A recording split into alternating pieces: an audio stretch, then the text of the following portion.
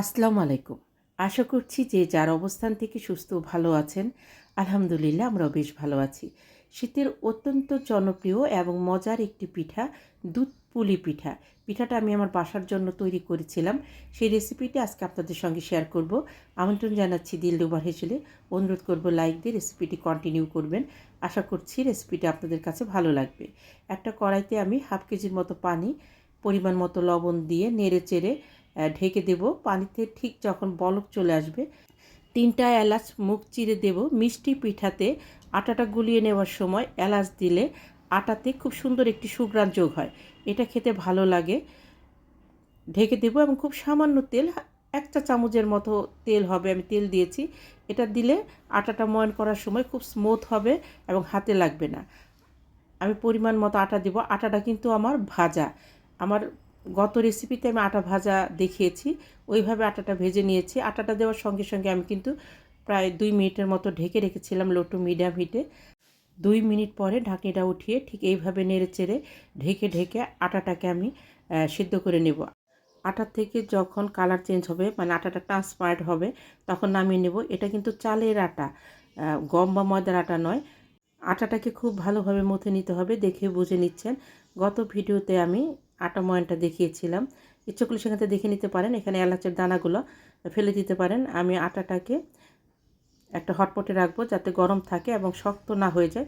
অনেকেই একটি কাপড় ভিজে নিগড়ে সেটা দিয়েও আটাটাকে ঢেকে রাখে। আটাটা শক্ত হয়ে গেলে পিঠা বানানো যায় না, চালের গুঁড়া খুব দ্রুত শক্ত হয়ে যায়। আমি পিঠার ভিতরে যে নারিকেলের পুরটা ব্যবহার করছি, এই পুরটা আমি প্রায় 2 দিন আগের একটি রেসিপি, টাঙ্গাইলের জনপ্রিয় দুটি পিঠা রেসিপিতে এই পুরটা আমি বানিয়েছি। ঠিক একই প্রসেসে পুরটা বানিয়েছি, ইচ্ছে করলে আপনারা দেখে নিতে পারেন। অনেকের কাছেই এই পিঠা বানানোটা খুবই সহজের, কিন্তু যারা একদম নতুন তাদের কাছে কিন্তু ভীষণ কঠিন। আমি কিভাবে পুরগুলো ভরছি দেখে নেন। খুব সামান্য পুর দিবেন, বেশি পুর দিলে এটা লাগিয়ে নেওয়া যাবে না। আর আমি নারিকেলের যে পুরটা বানিয়েছি সেখানে যদি তেলের পরিমাণটা বেশি থাকে, মানে তেল তেলে হয়ে যায়, তখনও কিন্তু মুখটা লাগিয়ে নেওয়া যাবে না, পিচ্ছিল হয়ে যাবে। আমি মুখের দিকে একটু ডিজাইন করছি। ডিজাইন আমরা সাধারণত সেদ্ধ কুলি বা ভাপা কুলি অথবা তেলে ভাজা পুলির ভিতরে করে থাকি, এবং দুধ পুলি পিঠাতে আমরা মুখের দিকে কখনো ডিজাইন করি না। পিঠাটা পরিমাপে খুবই ছোট ছোট করে করতে হয়। আমি এখানে একটু বড় বড় করেছি। শেষের দিকে পিঠাগুলো আমি খুব ছোট ছোট করে বানিয়ে নেব। এই পিঠাগুলো অনেকজন একসঙ্গে মিলেমিশে বানাতে ভালো লাগে গল্প করতে করতে। এই পিঠাগুলোকে আমি কখনো কুলি পিঠা বলি, কখনো বা পুলি পিঠা বলি। এটা সঠিক নামটা কি আমি ঠিকভাবে জানি না। পিঠাগুলো দেখেন এরকম হবে। আর আমি পরের পিঠাগুলো আরও ছোট ছোট করে বানিয়েছি।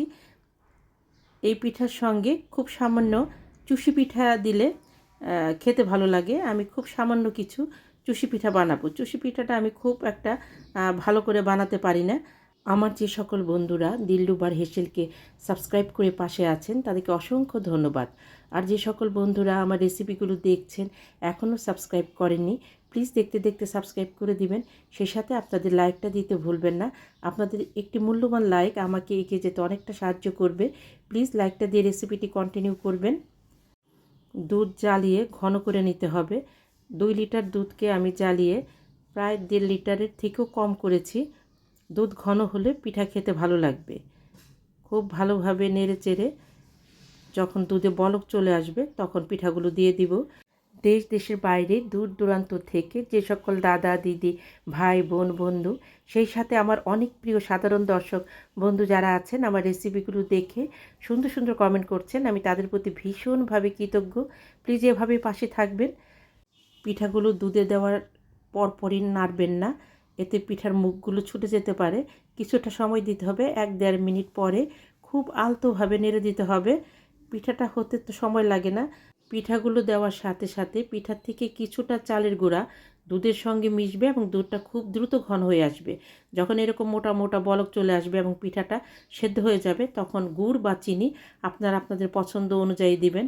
গুড়টাকে আমি পানি দিয়ে জ্বালিয়ে ছেঁকে নিয়েছি। এতে গুড়টা দুধে দিলে দুধটা কেটে যাওয়ার সম্ভাবনা কম থাকে।